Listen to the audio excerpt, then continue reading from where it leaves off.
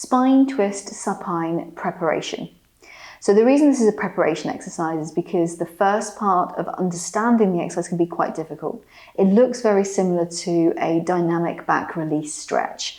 So depending on what program you're seeing this in, you may well have seen this already as a release dynamic stretch. With the spine twist supine, it's about creating that visualization and that resistance that you see in Pilates. So Pilates is a resistance training program. It's not just a series of exercises just thrown together that you do in a group class.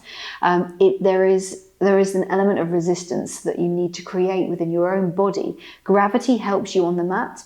On the apparatus, you will find that with the springs. So the springs add extra support, but they also add that extra resistance element. Whereas on the mat, you've got to create all of that for yourself. So sometimes this can feel too easy. And it's like a lot of these exercises that we're seeing in pre-Pilates 1 and 2. If it feels easy when you start to do it initially, then you're probably not doing it correctly. One of my teachers actually says herself, you will only ever find the details in these exercises when you understand the exercise better. So really think about constantly practicing some of these foundational exercises so you can really understand them. So we're going to be lying on the ground, supine. We're going to have the arms out into a T position. So I'm going to show you two different views of this. So we'll do the side view first. Because I want you to see what's going on with the knees, especially in preparation for the full exercise later on. So you can have your arms down beside you, or you can have them out into a T position, which is maybe a little bit more difficult.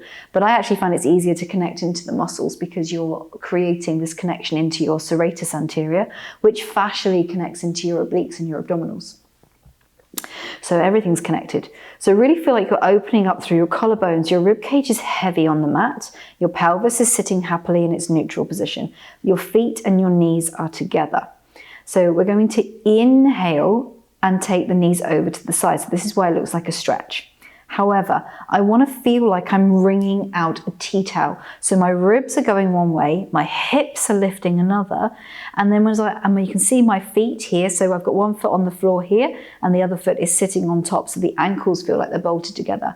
My knees are squeezing together. And then I'm going to exhale, and I'm going to feel like I'm dragging my legs through against the tide or something sticky like toffee, and bringing them back. And then I will do exactly the same on the other side. So I'm going to inhale to take the legs over. Again, find that wringing out of a tea towel. So opposite with the ribs and the hips.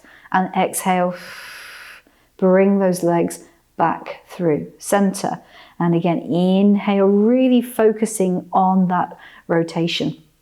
Particularly good for any sports that involve rotation. So depending on what program you're watching this in, some of my dog sports guys will find this particularly good for the sports that they do, especially for changing of direction and bringing the legs back to center. So I'm just going to turn a different way so you guys can see a different view of this. And I'm going to lie down on the ground. Let me bring myself in a bit more. There we go. Okay, so from here, again, if you look at the top of my knees, at the moment they're level, or they should be level.